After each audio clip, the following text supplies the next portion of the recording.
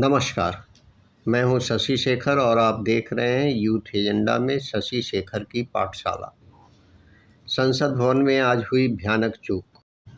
दर्शक दीर्घा से कूदे 2 प्रदर्शनकारी और स्मोक बम का इस्तेमाल कर पूरे संसद के सभा कक्ष को किया धुआं-धुआं। सपा सांसद डिंपल यादव ने कहा कि जो भी लोग संसद में आते हैं वे टैग नहीं रखते हैं। मुझे लगता है कि सरकार को इस पर ध्यान देना चाहिए।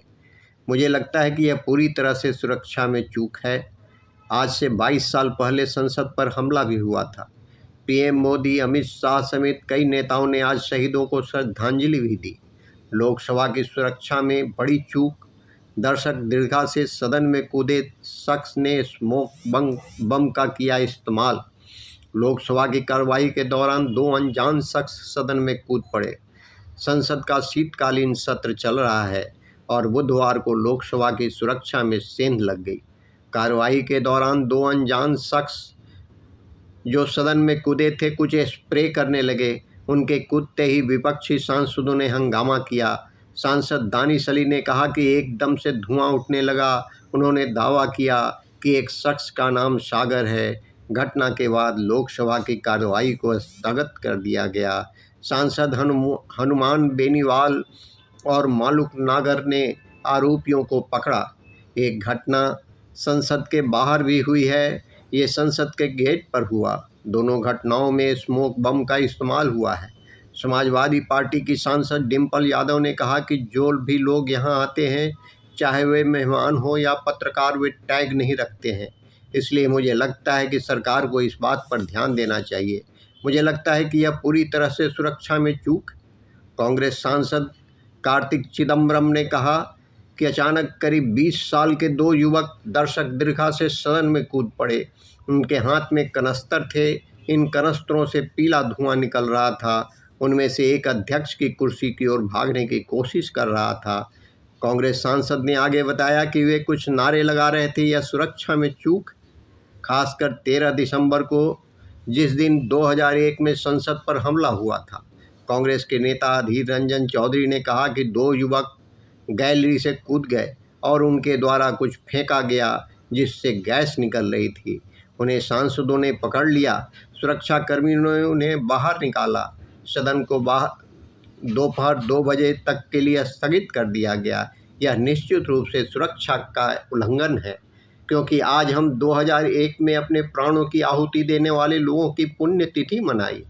समाजवादी पार्टी के सांसद एसटी हसन ने कहा कि दर्शक दीर्घा से 2 लोग लोकसभा कक्ष में कूदे और जूते से कुछ ऐसी चीज़ निकाली जिससे गैस फैलनी शुरू हो गई। उन्होंने कहा कि यह गैस कैसी थी? यह कोई जहरीली गैस तो नहीं थी। हमें संसद की सुरक्षा में भारी गंभीर खामी नज़र आ रही है। इस तरह से तो कोई जूते में बम रख कर आ सकता है। हसन ने कहा कि इस तरह की सुरक्षा चूक पर आगे ध्यान देने की ज़रूरत है। संसद की सुरक्षा में चूक की यह घटना 2001 में संसद पर हुए आतंकी हमले की वर्षी के दिन हुई। पाकिस्तान के आतंकवादी संगठनों लश्कर-ए-तैयबा और जैश-ए-मोहम्मद के आतंकवादियों ने 13 दिसंबर 2001 को संसद परिसर पर हमला किया था, जिसमें 9 लोग शहीद हुए थे। सुरक्षा बलों ने 5 आतंकवादियों को मार गिराया था। केंद्रीय मंत्री के बयान पर सियासत तेज, जदयू हुई हमलावर, जानिए किसने क्या कहा। लोकसभा की सुरक्षा में फिर बड़ी चूक हुई। 22 साल पहले हुआ आतंकी हमला। लोकसभा की सुरक्षा में हुई चूक से कुछ सवाल उठना लाजमी है। आखिर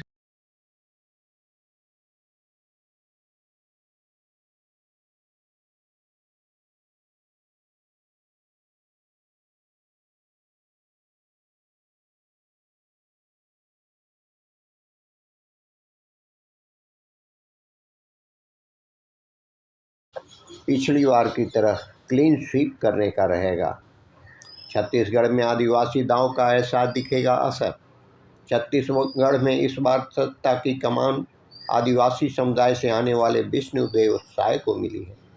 आदिवासी समुदाय की संख्या छत्तीसगढ़ में 31% है, जबकि देश भर में कुल 9% वोटर हैं। देश की 47 सीटें आदिवासी समुदाय के लिए रिजर्व। बीजेपी का साय के कंधे पर सवार होकर छत्तीसगढ़ से लेकर मध्य प्रदेश, झारखंड, राजस्थान, ओडिशा, महाराष्ट्र, तेलंगाना और पूर्वोत्तर के राज्यों में आदिवासी समुदाय के विश्वास को जीतने का प्लान है। पीएम मोदी इसी मद्देनज़र मिशन आदिवासी पर फोकस कर रखा है। इस तरह बीजेपी के छत्तीसगढ़ में आदिवासी, ओबीसी, ब्राह्मण और राजपूत का मजबूत प्रदेश ही नहीं बल्कि देश भर में एक नई राजनीतिक संदेश देने का प्रयास नेवल कमांड बंगाल की खाड़ी और